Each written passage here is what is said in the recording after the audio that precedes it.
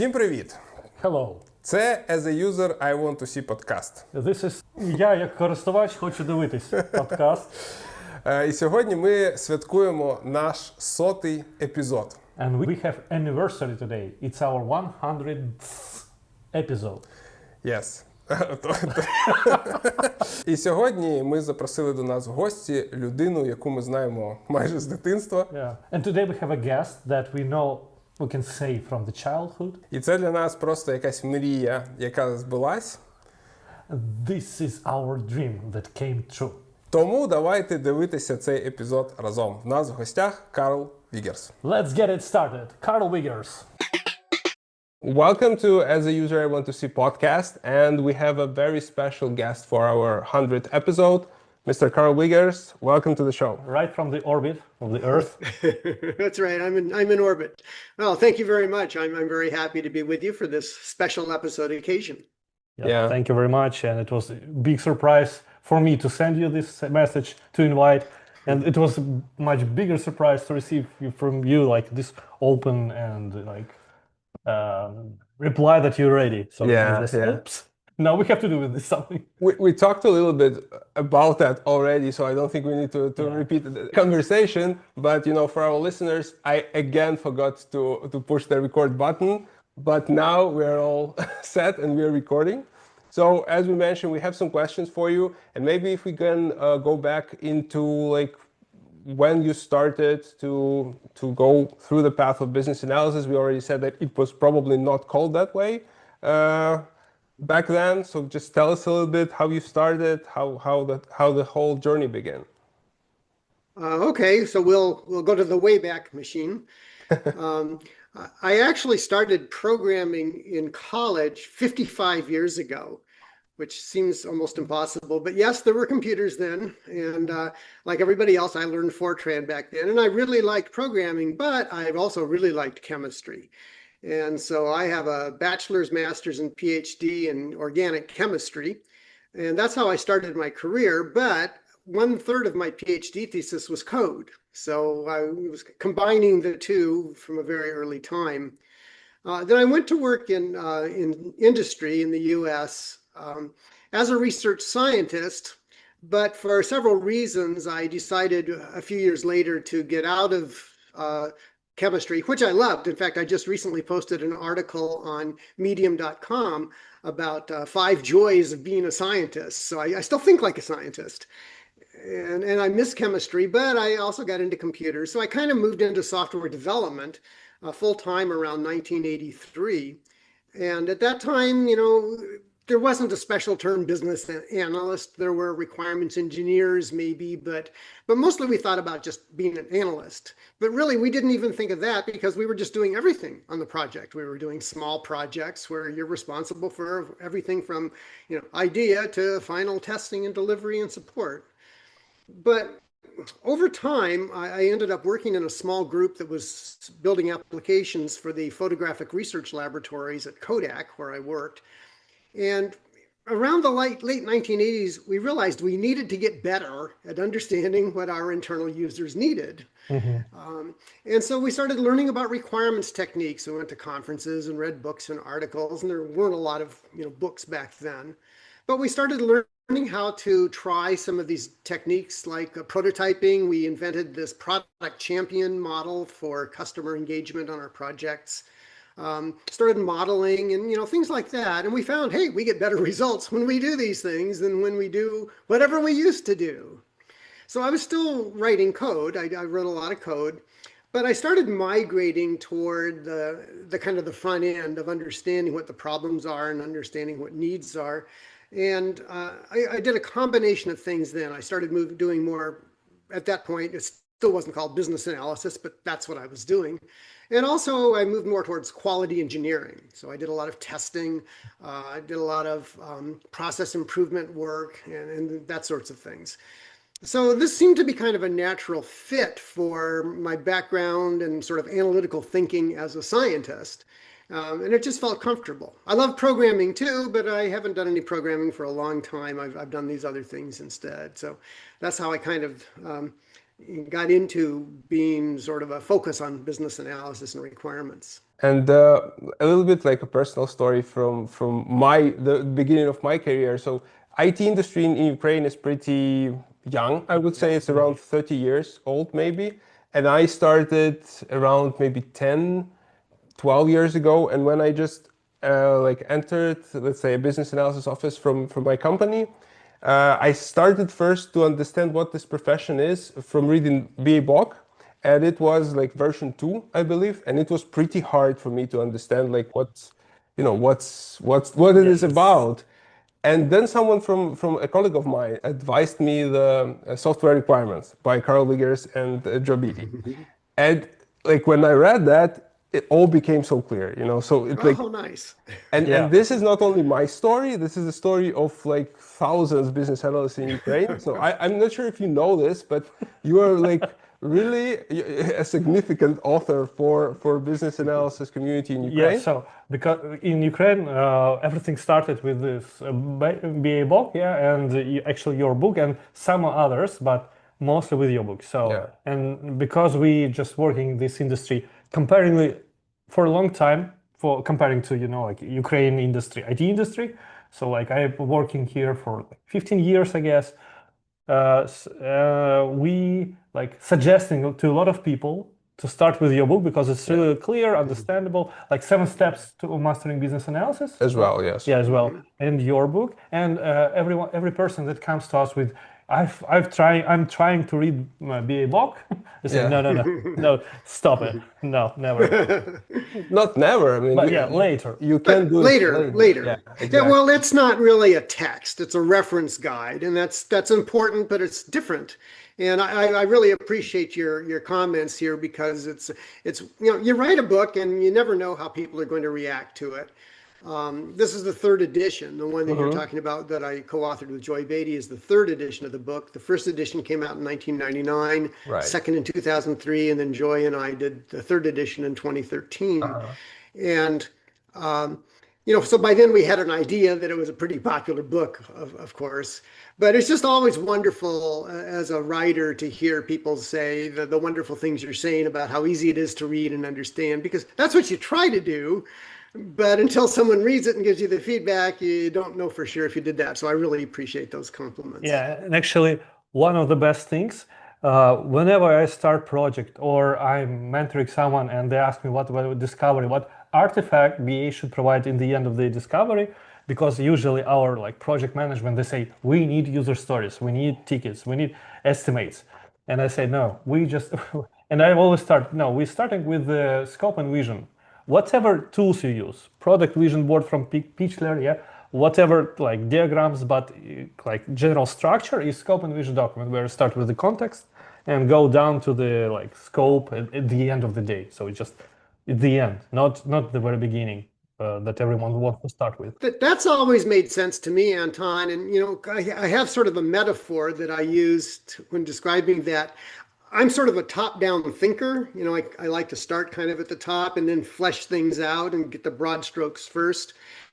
But when you start with a bunch of random user stories or random bits of functionality and ideas people had, to me, that's like trying to put together a jigsaw puzzle by picking up one piece and saying, gee, I wonder where this goes.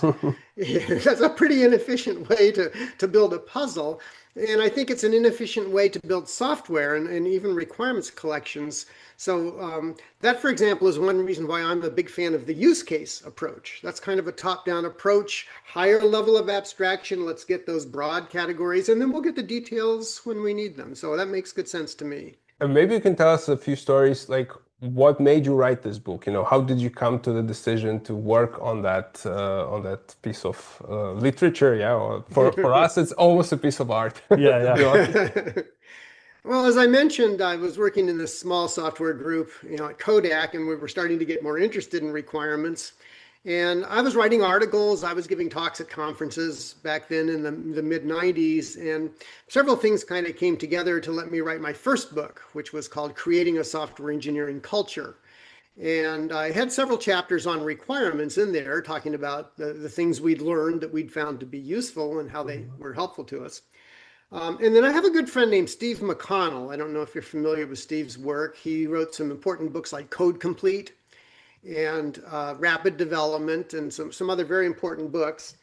And Steve suggested to me that, well, maybe I ought to write a book on requirements. Like he did a comprehensive book on code. Maybe I should write the comprehensive book on requirements for it to be published by Microsoft Press. And my first thought was, I'm not sure I know enough about this. But then as I thought about it, it sounded kind of interesting. I'd written one book now, so I had an idea of how people go about writing books, or at least how I did. So I wrote a proposal of what I thought would be the right topics to cover and submitted it to Microsoft Press, and they accepted it. And so that led to the first edition of the book, as I mentioned, in 1999. But then I realized, gee, I have more to say. And I actually used, Anton, I used the vision and scope idea when I wrote that book, because I said, okay, what's in, what's out? I don't want a great big huge book. I don't want to spend the rest of my life on it. So let's think about what should I put in here, what should I not put in there, and that's exactly what scoping is about, whether it's software or a book or anything else. Another thing that happened around there is that I kept getting questions from people. You know, people would read a book, they'd write to me with a question, and maybe it was something I hadn't really thought about before or talked about. So if I came up with a semi-sensible answer, there was more content that I could start sharing with others. User feedback. Exactly. Very important.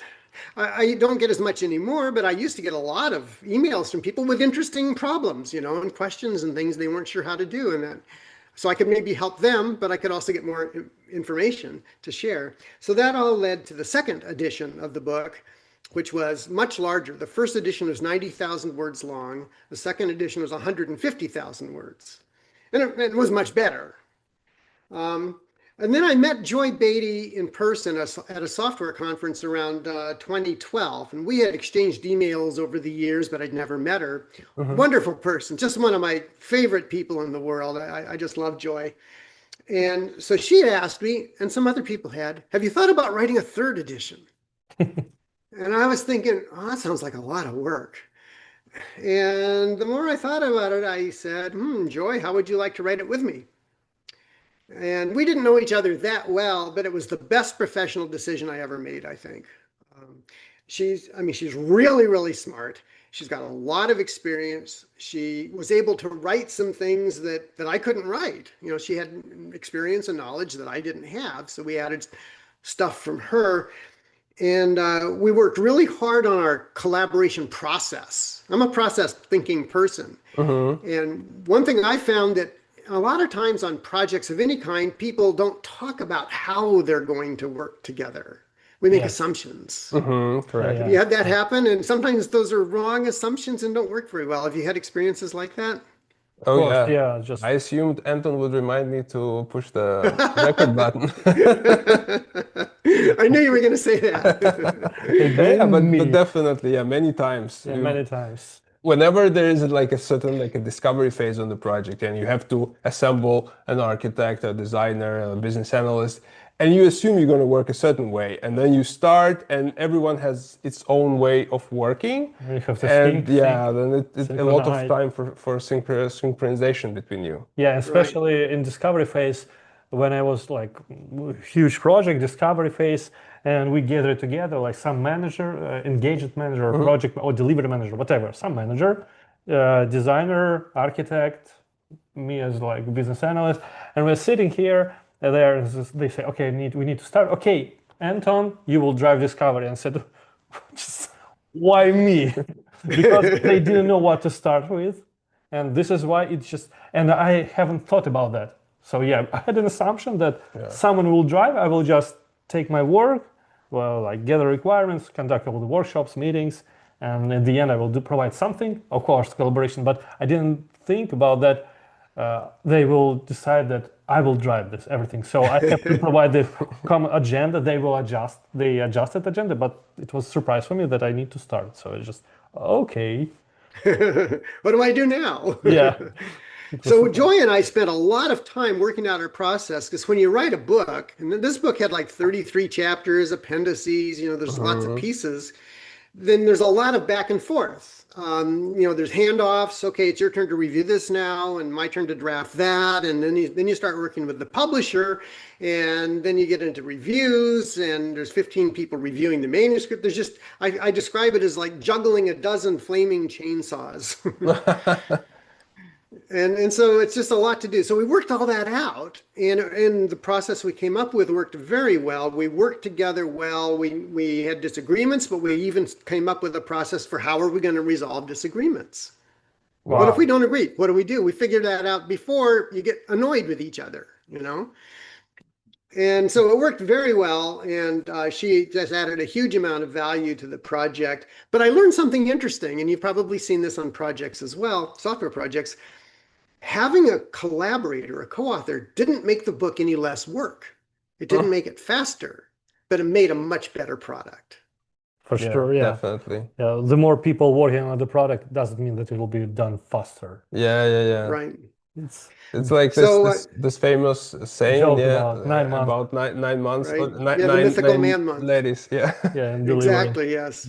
Yeah, and that's very true. But it led to a much better product that we're very pleased with. And so I wrote 3 editions of that book, and then I also wrote, since I had more material from questions people had asked me, a few years later, in there I published more about software requirements, which is kind of a special topics book. And then just 2 years ago, I published with another co-author, Candace Hokinson, Software Requirements Essentials, which is a very small book. People said, well, do you want to do a 4th edition? I'm thinking, I'm retired. And then the other thought I had is, I don't know that I'd change that much. I don't know that I'd add a lot or take a lot out. But then I said, ooh, paradigm shift. Maybe there's a different way to look at it, and maybe people would be interested in a small book, very focused, very concentrated, the 20 most important requirements practices as I saw them. So that's why we wrote Software Requirements Essentials. So I think I'm pretty much done writing requirements books. Oh, this is what was one of our questions. Like, are you working on something right now, or maybe like plans to work on any other books? Well, I've written 14 books now, which I never ever would have thought. I mean, I wanted to write a book once a long time ago. I said, I'd like to write a book. I never thought I'd write 14 books, Right. but they were all fun. I enjoyed writing them for different reasons. But right now, I don't have anything actively in mind. I may write another novel or something, but I don't have any technical books in mind right now. The luxury of being retired. Now, I'm self-employed, right? I've been self-employed for a long time, and I had to think about what does it mean to retire? Well, here's my definition. This might be useful to some of you someday. I can do anything I want to do, even if it's what I used to do, but I don't have to. Yeah. Nice. So if I had so I've written, I think, 6 or 7 or 8 books since I retired, but that's because I wanted to. I didn't have to. I have been writing a lot of articles. Many of these are adapted from my various books, but a lot of new material as well, just whatever strikes me as something maybe worth talking about. I've written several articles about AI recently, for example, and I post those mostly either on my medium.com account. Medium is a great platform with a huge amount of content. I have almost 250 articles out there right now, and I've posted like 90 articles so far this year or something.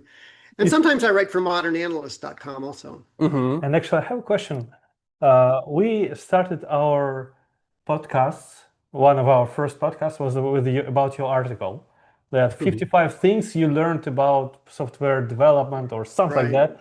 Then actually, it's a funny part. You started to increase the number. 55, 57, 62, like each week we came there. You're right. Very good. I'm amazed you noticed that, Anton. That's very good. Because we were trying to search for this article, it disappeared. We were searching, no 55. Yeah. Sorry. It was fun. It was funny because like we found it, and in the link it was still like the older name. Same link. It was like 55 or something, but the article and title already said like 62. And I said, okay, maybe a scope creep or well, you keep thinking of things, and it's funny you should mention that article because that led to my book. I think it was 2 books ago, Software Development Pearls.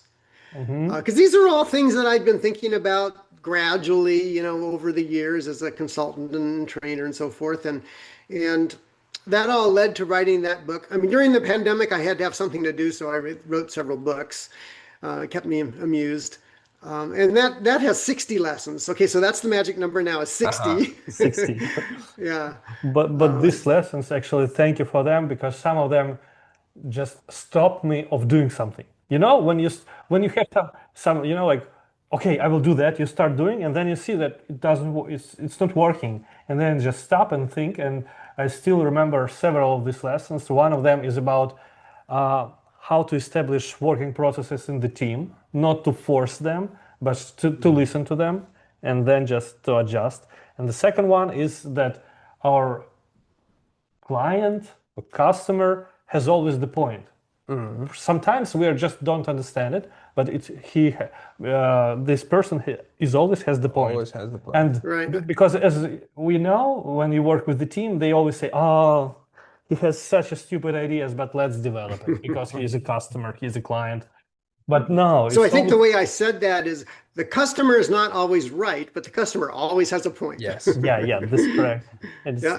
it's always saved me a lot of time when I'm trying to Good. explain that just stop, because team says, "Oh, it's stupid idea." No, not stupid idea. Probably we need to help customer to understand better something, or we need to understand better something he sees or thinks about that. And that's Quality- called business analysis, isn't it? Yes. It's exactly Yes. what we do. Exactly. So it's great that you picked up on that. Is that there's something in there we need to at least understand, and maybe they're completely wrong, and then they need to understand that. But maybe there's something that we need to just shape into something that we can then build. Yeah. Yeah. But all these lessons, they have like a lot of cases and experience behind them, a lot of stories. Yeah. Probably you can like. Could you please remember to us some, I don't know, funny, and tell us some funny story or strange or something that you still remember? There are some stories from the project that Yeah. Some weird stories, maybe weird things. Well, I do have a lot of stories. I like to include true life stories in my books and my articles because I think people can relate to those, just as you're describing. You can see yourself. yeah, and this is why I love your book, because it's not like theory or example like follow me, I show you the path. No, you just have a like theory, some material, and next page you explain some a case from your like business objective model. I love it very much. And you have the story about these chemicals and storage. I still remember that. Yeah. So this approach helps us to remember and understand better, because otherwise it's like like business analysis body of knowledge book. You just read all these concepts and say, okay, Right. well, great thing, but I don't understand how to use it. What do I do then, right? Yeah. But I think the stories make it more real. I've got many stories, and they're all true. They are all true, either from my own experience or from what people have told me in classes or when I was consulting or wrote to me. And talk about a funny story. One time I was at a client site because I've been a consultant for 30 years or so, and one of my clients told me a sad story about something that they had done that didn't work very well, and then she said, "Oh, I hope that doesn't end up in your next book." I said, and I said, "Well, of course it will. Where do you think I get these stories? I don't make them up, I collect them." But I always make them anonymous because it's not important how we learn a lesson. It's important, whether we did something brilliant or whether we made a mistake and did something silly or just forgot to do something. It's not important. What's important is that we remember the lesson, keep it in mind, just as you're describing, Anton, then apply it and share it with other people. So I thought that was a pretty funny experience. Joy actually told me an interesting story when we were working on the book. She said that she was shopping in a store, I think it was the Target store, and she said, Target knew I was pregnant almost as soon as I did, because she started seeing targeted ads for mommy products. And she said, I've only told a few people. How did they figure this out? Well, it was from her buying patterns and big data analysis and this kind of stuff. And I don't like that. I mean, I try to opt out of absolutely everything I can. I do not want to get target advertisements from anybody for anything. Well, maybe guitars, but that, Okay, that's all. you So, should- so we had a lot of stories like that, and Joy contributed some from her experience that I didn't have, and then I had collected others from people or from my own. And it's hard to think of them all off the top of my head, but those were two that I think were pretty funny. Yeah, and maybe something like from your consulting background, maybe something really challenging that you really had, you as a very like a famous business analyst and author, you had a challenge to work with something. because we tried consulting Yes, yeah. a little bit. And It's actually hard. your other book contributed to our like consulting effort because I remember like the title of the book was something about the consulting, yeah. I Successful business analysis consulting, Yes, maybe. exactly, exactly. And I just remember, like I was riding in the train, and I had that book with me, and I was like reading it, and I was very sad that like the train already arrived, and I have to stop because it was very very exciting how you like chapter by chapter you just say like, okay, this is what you should do. This is very important. Don't forget about this. And those were very like great advices. And we thought, okay, maybe we can also do consulting. It didn't turn out to be that successful though, but your book was great anyways. Yeah. Oh, that's wonderful to hear. Thank you. One of the problems when you become self-employed in any field is that you never know if the phone will ring. You Right. never Yeah. know if you're going to get any business. And I was very fortunate that I got all the work I wanted while I was actively working. Hmm. Whether that was a lot or a little bit, I was lucky to get as much as I wanted. And I think I just had some kind of lucky timing and things like that.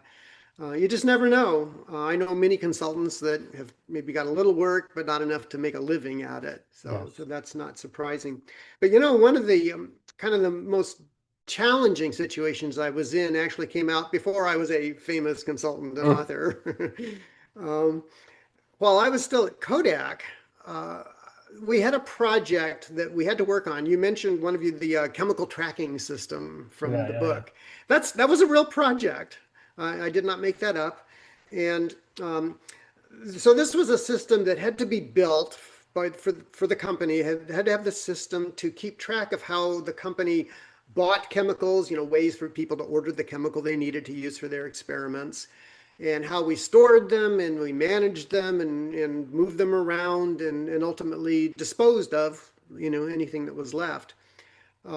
So this was a required system, and apparently the lead stakeholder, the key stakeholder, was the manager of the health and safety department who had to produce government reports about chemical handling periodically. So he needed the system, and they had tried 2 times previously to build that system, and they both failed. I never found out exactly why, but he was getting desperate. I need this system. So I got invited to come in. By that time, people saw that I was kind of focusing on requirements activities and BA type stuff. And they asked me to come in and try to do it again. So I met this guy, I forget his name, I'll call him Dan. So I met Dan and I said, well, Dan, we're going to work on this chemical tracking system for you. So we need to talk about the requirements you have. And he was not happy. He was not happy with these 2 previous efforts that had failed, and Yeah. he had a lot No. of pressure. He said, I gave your predecessors on those 2 projects all of my requirements. I don't have time to talk to you about my requirements. Build me a system. That became our catchphrase. Build me a system, we would say. And so that was a problem, right? You start out with your most important stakeholder very hostile, very unhappy. And so I said, well, all right, what do we do here? I said, well, I don't know what happened before, but apparently the previous project teams had never recorded any of the requirements that they'd collected. So we Mm. had to start from scratch. We had nothing. So I said, number one, I promise we will write down whatever we learn. Number two, we have some techniques that I think can do a much better job of exploring requirements than whatever the people did before. For example, the product champion method that we used as a way to work closely with certain key user representatives, that worked beautifully. And that was the first time I applied use cases on a project. And it was all, so he said, well, okay, let's do it. And I'll tell you how well it worked. Not only did we do, I think, a very good job on requirements. I was the lead BA. There was another woman who was a project manager and did some BA work, and then there was a woman who was a developer and did some BA work. But I coordinated all that effort. And at the end of our requirements development effort, that manager actually threw a lunch party for the BA team because he was so pleased with how it went. So I thought that was a major success. Oh yeah, true appreciation. Inspiring, yeah. At the Yeah, beginning. and then I moved on to other things. But what happened, I found out later with that project, we had a 50-page requirement specification, and they outsourced the development to another company. The company found our requirements to be very good and built a product, and it was used for many years successfully at the company by thousands of people. So that was kind of my biggest challenge, but also probably my biggest personal success. Yeah, it's again challenging at the very beginning. So it's very important to have this. So it's inspiring for you moving forward. Yeah, well, what happens, I found, is that whenever you try a technique or whenever you recommend a technique as a trainer or a consultant to someone, you usually don't get any feedback, right? You've had that experience. You say, well, try these, do these things, and you never find out what happens.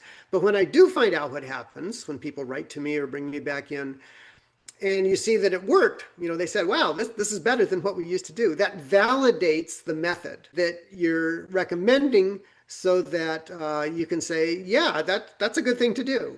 And this let us validate a lot of the practices that we had thought were important, including building that rapport and relationship with the clients. Yes. Yeah, so it's a great approach because I remember I suggested some of our colleagues to Sergey, don't know for sure. So I suggested him business objective model, and he said, okay, how to start it? Yeah, it's always hard to start such complicated technique when you have. It's not like simply doing something very simple, yeah, like linear. It's complicated workshop with the client that has to open his ideas and provide you with these goals, problems, real problems, not just build a solution because and the main problem, I don't have this solution. It's not a problem. Yeah, it's just fact. So, and he started it and he said, actually, client was so encouraged that he took this work and built his this business objective model and finally shown. So once he finished, everyone started to understand what's going on and what is like plans or like context. Because before that, it was you're driving the highway with no like lights, so just you are turning in the last second, yeah, just making a turn. And right now they have like these lights and understood better what he wants. So and it was surprising because it's just one technique, like not rocket science, complicated, but not just like very technical, yeah. And it was funny and it was like inspiring. So yeah, great, it works. Well, that's one of the things that I like about business analysis is that a lot of the techniques that I have found to be effective are not complicated. They're not technical. You can write, I think most people could probably read the requirements book and understand most of it because it's not highly technical. But I find these simple techniques that just make you think about something a little differently or do something before you do something else. That sort of approach. I like the fact that we can use such straightforward, simple things and get better results. Right. Yes. To tell you the truth, I hate BPMN. I hate building this complicated because they have so complicated language. I just each time I open this, dictionary, I say, okay, what should I put here? No, not this one. And it just kills like hours because it's very complicated, very hard, I know how strict approach. So I love all this simple thing. And along that line, one of the problems is modeling, and I'm a huge fan of modeling. Okay, I mean that really changed my thinking, but the models are communication tools. And if you've got a very complex thing, and even UML models, when you're talking about inheritance and all these things, those are funny concepts for normal people. They don't want to think in those terms. And so if you have lots and lots of funny diagrams and symbols and arrows going everywhere, they can be confusing. But I like the simple structured models, structured analysis models, data flow diagrams. They're just circles and arrows and boxes. You know, and sure, you need to explain them to someone, but let me tell you how I used those techniques on a project in something that had nothing to do with software, just business analysis. One time Kodak was trying to greatly accelerate the process they used to commercialize chemicals. You know, some chemist comes up with a new chemical, they think it might be useful in a product, and there's a big process you have to go through for being able to make large amounts of it and analyze the purity and get patent protection and safety usage, all of that. And it was taking too long. So a team was put together to try to say, well, let's figure out how to make this go 10 times faster. And they were all smart people. I knew most of the chemists who were involved, you know, because I was a chemist too. But they weren't making much progress. So I got invited to come in and see if I could help from an IT perspective. And completely independent of IT, I was the person who stood at the whiteboard with markers and said, well, let's draw some pictures, you know. And so we came up with processes. We came up with a process flow for how things work now, how we think it could work better. And then I interviewed the people who owned each process. And I said, what inputs do you need to carry out this step? And they would tell me. And then I'd say, okay, what outputs do you produce that someone needs? And we did this for all the steps, and then I matched them all up, and I found people who needed certain inputs that no one provided. I found people who generated outputs that no one used. So we fixed all that. And then I drew a data flow diagram, and then I went through each step and said, what data do you collect? What data do you produce? You know, and I drew an entity relationship diagram. And these people were mostly PhD chemists. They weren't technical IT people, but they could learn how to understand and read and critique these diagrams. And we made great progress just through that approach of BA techniques to a non-computing problem, which I thought was very interesting. That was fun. Yeah, and I also remembered like a story, a very similar story about a simple method and visualization. I also like had a kind of like a discovery project where like clients sent me like this long specification, all the things they wanted to be in the system, and it was really hard for me just to read through it because you know I would get lost in the text. So I thought, why don't I just try to do a mind map with all like the things they want, and then maybe like structure it in the way that's understandable to me. And then like a couple of days later, I met with this client and I said, like, hey, just, you know, I can show you something, my understanding of your project. Yeah. And I just wanted to validate if I understand the specification correct. And when he saw the mind map, he was like, "Oh my God, how did you do it?" and then like later, I went to visit them like it was actually in Austin, Texas. So I went there and we had like several weeks of discovery. And each time we were at the meeting, this product manager, he was saying like, "Carrillo, show them that diagram that you created." And I was like really shy because it was just a very simple thing to do, and like, it was like nothing special for me. But he was really pleased with that.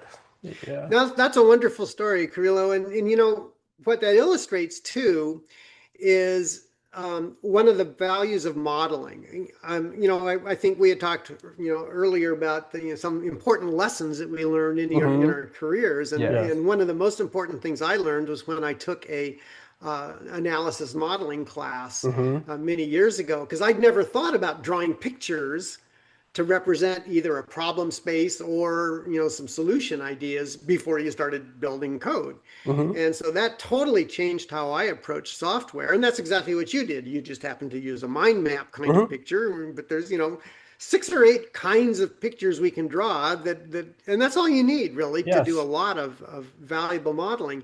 But what you did, and it's something I think BAs are very good at usually, is thinking at multiple levels of abstraction.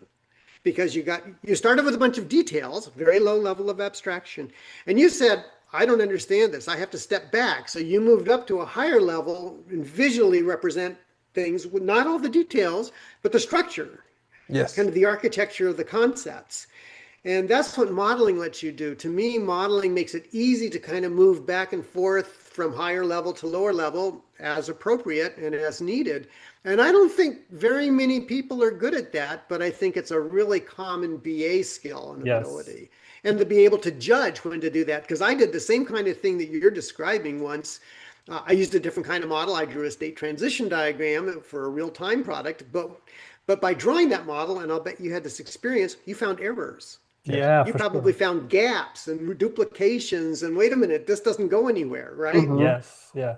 We have like I have a story with my team. I was onboarded like later when the product was already built. Yeah, migrated from old technology to new technology with some changes, of course, and such stuff. And I was onboarded on the project. I was new BA there, and one of the workshops was just to gather the team, and they will explain me the process. So we started to build the process with them, how the whole like value stream, yeah, how we bring value, how business works, just on a very high level, that just how business works. And it was so fun that before this meeting, everything like several people thought, okay, we are all this here, and probably they know. So it was an assumption they know, but it as usual they have a lot of contradictions, mismatching, or misunderstandings, misconception, like missing concepts. It was so like I thought we will finish it as usual.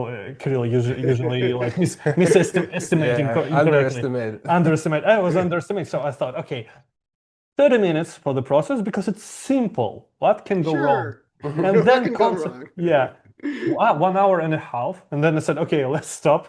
Let's move to something else because we're just, like uh, Tired. tired of this particular question. So we moved to concept model, and I said, okay, team, from this process, I can see that we don't understand each other because we have different terminology. Let's build the Mm, concept model. And we started, like this very simple diagram from right now I'm starting everything with.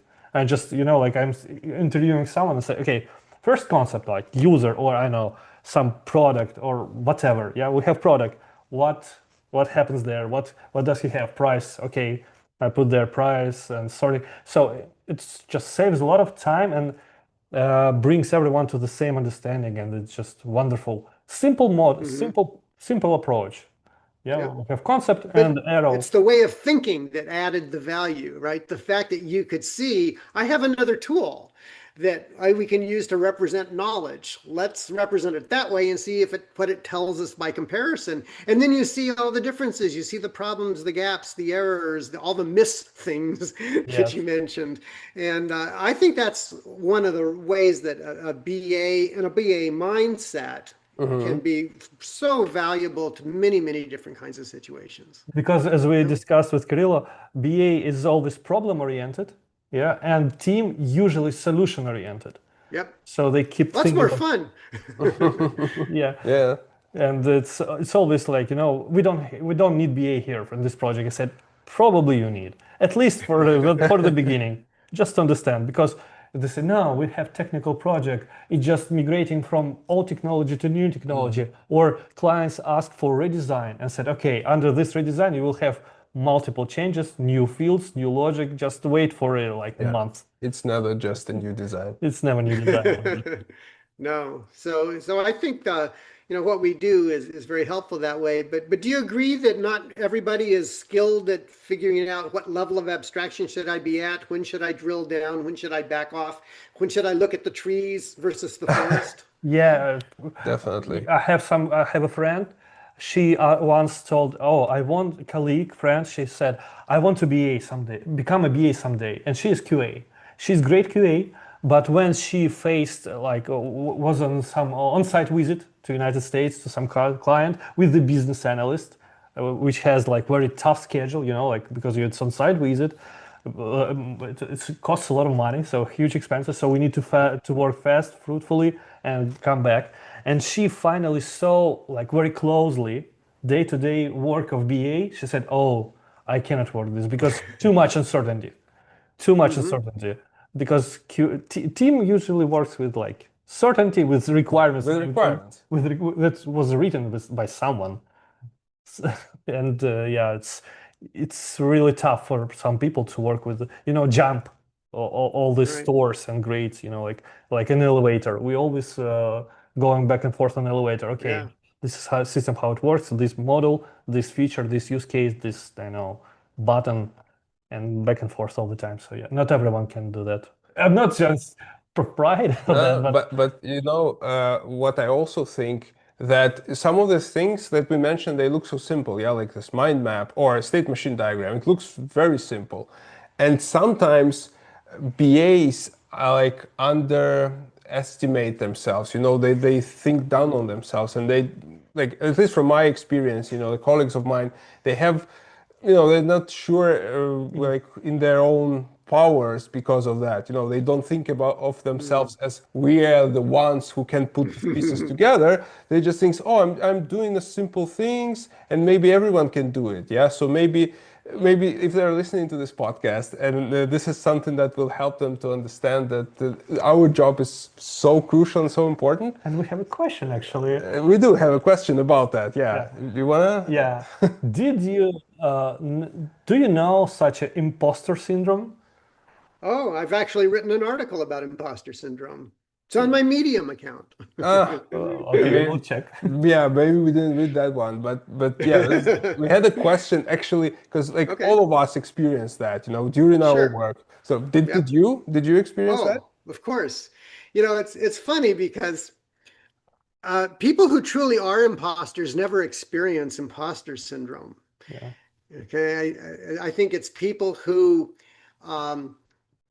have some knowledge, have some ability, and share that. And then when someone trusts them, you say, "Wait a minute, don't trust me. What do I know?" That's the imposter idea. Right. And I find the same kind of thing all the time. I'm not the world's expert on anything. Although if you need to know anything about World War II military aircraft, I might be able to help. I'm pretty good at that. Okay. Nice hobby. But you don't have to be the world's expert. You only have to be 1 week ahead of the other guy. If you're a little bit ahead of the other guy, then you know something useful that you can share with them or teach them or correct them or help them. That's not being an imposter. That's just being helpful. We all have things that we know. The problem is when people think they know stuff that they really don't know. I think that's much more dangerous than those of us who have had the imposter syndrome. So yeah, the article I wrote was something like, 4 ways to beat your inner imposter, something like that. And they were techniques that I found that made me not feel like an imposter. You know your limits. I know what I'm good at. I know what I'm not good at. If somebody asks me to do something that, maybe I get a client request, can you help us with this? If that's not something I feel like I'm very good at, I know people who are better at it, I'll send them to the other people. I'm not going to fake my way through it. I'm not big on bullshitting, I'm not going to kind of fake my way through it. There's some things I've done and some things I know, and I'll happily help with those. But I remember one time we needed a consultant at Kodak to bring in to help us with a problem. And I asked this one guy and he said, "Well, I haven't done that before, but we can learn together." And I'm thinking, not for $1,200 a day, we're not. And so you just need to be honest about what you do and don't know and trust what you do know and recognize what your limits are. So you might find that article kind of interesting. It just gives you some ways to maybe feel better about ourselves instead of feeling like imposters. We already looked it up, and we can put it in the description also for our podcast. We cannot put all 2,000 articles there, but this one, because usually we are facing a lot with this imposter syndrome, not only in our work, like in ourselves, but as a mentors or leaders or managers, we usually face this, please, probably you can use this technique. And person said, how I will sell it to my team? I'm not sure it will work because they don't believe. I'm not like expert. I said, no, just try. Please try. Just try. And then in a week, person comes, or 2 weeks. I said, okay, did you do that? Please show me your results so you can process this further with your project. I said, actually, I did it. Showed it to our customers. They were like inspired. They engaged. They provided a lot of feedback, corrections a lot, and now we have working according to this roadmap or whatever, to the certificate. I said, okay, cool. Let's go next topic. Yeah, that's all you wanted to accomplish, right? You take one step at a time, and that gives you more confidence that you know what you're talking about, and that you have a toolkit of techniques that are worth sharing with people, and that you know kind of what hammer to pull out for every nail that you confront. You know, you have to be able to choose, have some judgment and experience to say, I think this would be the right kind of picture to draw for that, or I think this would be the right way to structure that interview. And that's where the experience comes in. So yes, I am definitely familiar with imposter syndrome. And I remember one time when I was in a software process improvement group in a company, and we needed to hire some people, and there were a couple of guys that we were interviewing, and they were pretty good. And they wanted to work with me. It's like, that makes me uncomfortable. You know, it's like, I'm not the world's expert here. I was a little uncomfortable with them wanting to take the job so they could work with me. And, you know, you don't want to disappoint people. Right. You don't want to disappoint yourself either. But I think if we're honest about what we are and are not good at, then that goes a long way. I'll be very interested in your reaction to that article. The one question that we have, like the last one maybe, is about the future of business analysis. You say you have something in mind about that, because like just a bit of a context. I don't know if you heard about the boom of artificial intelligence in the world. Article? Yeah, I'm just joking about that. But like a lot of BAs, I would say BAs, general people in software companies are a bit, you know, worried, not even that like AI can replace them, but rather that management thinks that it can replace them. And that's the real danger. yes, exactly. This is this is the person that don't have imposter syndrome. They can decide. Yeah, but they probably should have. Yes. Yes, right. Yeah, so any thoughts on that? Like, what would you see for our profession maybe in the future? I think I told you during our email exchanges, I'm not generally very good at predicting the future because I don't have any better crystal ball than anybody else does. But I do have a couple of thoughts about this topic. One is, these days we have low code, no code, vibe code, AI generated, code. Vibe BA. Right. We have all these solutions, right? But the problem is, for all those applications that might be created in these other ways beyond traditional, development ways, someone still has to figure out what the problem is. Someone still has to make sure we're working on the right problem. And that's where I think like cause and effect diagrams, root cause analysis, that's another tool I like a lot. Somebody has to be able to identify and prioritize stakeholders. They need to get input from those stakeholders in various ways. They need to reconcile conflicts between stakeholders, prioritize all the capabilities and characteristics that a solution has to have, and so forth. You have to make sure it complies with all the relevant business rules. So I don't see those functions of the business analyst being replaced by, oh, well, this is just a low-code solution. We don't need anybody to help us figure any of that out. Or, well, we'll just have ChatGPT write this application for us. Well, somebody has to tell what to do. Even if you build a giant prompt or something, that's just requirements for whatever it's doing. So I don't see that going away. I think that though, because as we were talking about, those are the kinds of things business analysts are good at. And I think a risk is that people will think they don't need that service anymore, whether they're managers or people who are coding things for themselves, or they think that it's a completely unnecessary step, or they can do it themselves. And sometimes that works, and sometimes it doesn't.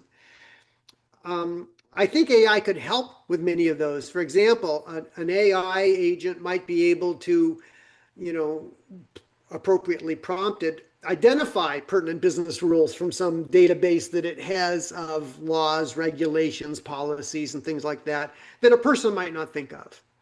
I think an AI agent can help remind you to ask questions to fill in gaps of the knowledge because we just didn't ask the right person yet, or we didn't think that was a topic we needed to explore. I think they could pull in content and maybe suggested requirements and functionality from other projects or products. But a lot of those are proprietary. So even if the knowledge exists, that doesn't mean the AI is going to have access to it. But the BA inside a company might have access to it. Yeah. So I think there's pluses and minuses to that. I think the idea that AI is just going to make your job go away or be much smaller, I think that's not likely to happen.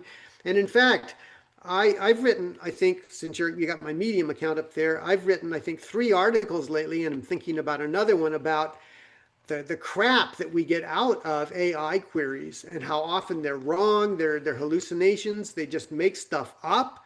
And the problem is we can't tell. Even if 90% of what you get in a response is correct, you can't tell what part is not correct. Yes. And so you can't trust any of it. Yeah, and I always ask double checking, like if you have something. So I'm sending him, for example, document, and I just wanting to reply and said, okay, build this like I don't know some document based on the structure, but place citations, yeah, from the particular part of the document, and mark those items that you're assuming, your assumptions.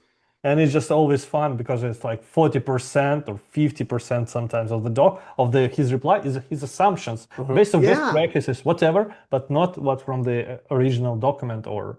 Right. And that makes me very nervous because not everyone will do the checking. Not everybody will highlight those assumptions. And the AI response is certainly not going to say, oh, in this part I'm guessing at. They don't tell you that. They just tell you, and you have to believe it. And I've got a lot of examples in those articles I wrote. And as one example, it used to be when search engines came along, we could Google ourselves, right? Well, now we can AI ourselves and find out what chatbots think about us. And so I said, well, what are some of Karl Wiegers' contributions to the software engineering or software requirements? And just to see what it would say. One of the ones that I asked, I did this with Grok, ChatGPT, Microsoft Copilot, and Google Gemini. Okay, and I got from my various queries, I got incredibly conflicting answers. But one of them, for example, said, oh, and here are 5 books that Karl wrote. 2 of them had the wrong publication year, and one was a book I've never even heard of by an author I've never heard of. And yet, if you did that query, you'd say, oh, I didn't know we wrote that book. Sure. But I didn't. Sure. Because it presents falsehoods and assumptions and guesses just as confidently as it presents truth. That's what makes me nervous. Yeah. As a kid, 6-year-old kid, like he is absolutely with a straight face, he telling you Yes. such a fairy tale. Yeah. Exactly. Wait a That's second. exactly right, Anton. Correct. And So that makes me nervous. And the other thing which makes also me nervous about that is that it always agrees with you. I had like Yes. That's my next article. Oh, really? Oh, Really? okay. Yes. Oh, cool. I can wait to read it. But like I just had yesterday a conversation with like a person asking like, can I use maybe AI to teach myself, to learn something? And I said, yeah, maybe to a certain extent. But when you have something which always says you're right, that agrees with you all the time, it's impossible to learn something. You really need to communicate with a challenge. Yeah, you the person have to who be says, challenged. you are wrong at this, or like, and you have to you could do it better in that way, and this is what AI is not capable of so far. Maybe at some point. And it's a shame because potentially there could be great value from things like this. And what I have found is that if you're asking fact-oriented questions, then we get into a lot of trouble because that's where it speculates and guesses and makes things up, and you can't tell the difference. I did find that perplexity seems to be more reliable for asking fact-based questions than some of the other chatbots. Have you found that too? Yeah. It's good for research purposes. It always brings a very structured response, and it always gives sources, which is very good. You can easily check, unless the sources were unless the sources aren't real, right? Well, yeah. Like Karl Wiegers like in one Right. Yeah, Exactly. I mean, in today's world, you can always just write an article and post something, and Perplexity will find it and consider it true. Yeah. Yeah, and actually, this is the problem here. Yeah. Yeah, and that could be very helpful to have access to that kind of information. But the problem is even worse than what we're discussing. And the reason why is because suppose I did a query to, let's say, ChatGPT, and it gave me back stuff which was 90% correct and 10% it made up. And it says, it thinks it's plausible, but that doesn't mean it's accurate. Okay, and so then I write an article and I include that information, which is not true, not knowing that it's not true. And so then later on in another cycle, an AI is trained on what I just wrote. And so it gave me crap. I published crap. it got fed back in, and then it amplifies the crap. Well, we have enough of that going on in government. We don't need to actually use AI to help us with that, you know? Yeah. Correct. Yeah, I agree with that true. totally. And especially right now for me, it's funny. I have a hobby sometimes to read LinkedIn articles because right now they're like 90% of them. It's like to have structure, something in my life, how it applies to business, and usually it's written by AI because you just read it. Okay, too much water, too much, all this stuff, and it's fun sometimes to see how people took different parts and like. Sometimes I think they just took one occasion, some reason, and they just bring it to ChatGPT and say, just make some article with this. Put these two together. Somehow. And they It just doesn't have to publish make sense. Just do it. Yeah, you just read it all. So Quantity over quality in this Yes. case. Not good. All right. I think we're out of questions and I think we're out of time. I hope we didn't like take too much of your day. Well, this has been great. I've enjoyed our conversation. Yeah, Thank you very much. likewise. It's like a dream come true, to be honest. yeah. Well, thank you. That's very kind.